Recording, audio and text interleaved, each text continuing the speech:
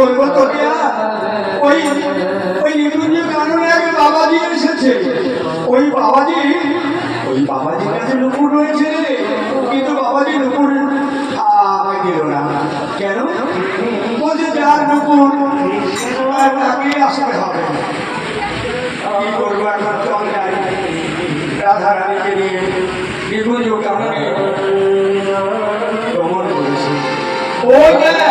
ওই বাবাজি বসে রয়েছে।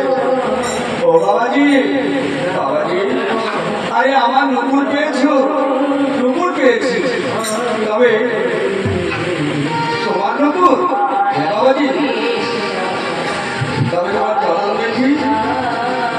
এই ললিতা, আরে কি কথা বলছে? হ্যাঁ, দিনলোকের কেউ রাধা রানীর চরণ দর্শন করতে পারে। আর বাবাজি বলছে তোমার চরণ দেখি। ললিতা, আমি এখন কি করবো? আরে দে না, দেখিয়ে দে। কারণ এই নিকুঞ্জ কারণে আর তো কেউ নেই।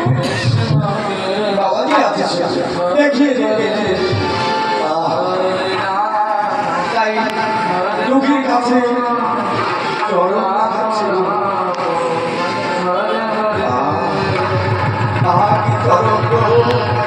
এই চরণে কিবা শোভা, আর নুপুরের তেমনই শোভা।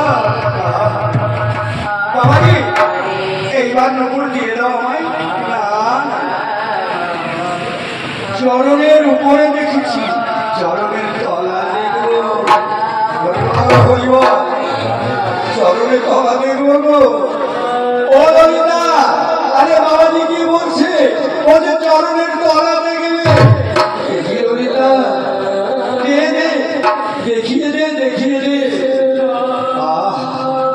আজ বাবাজি চরণের তলা দেখছিল। একই সেই সন্ত যাত্র।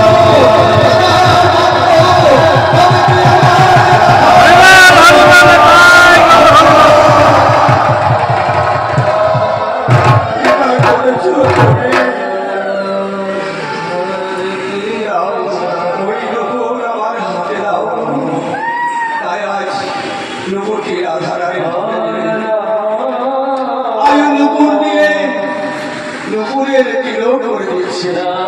মায়েরা হলুদ ধরে দেবে,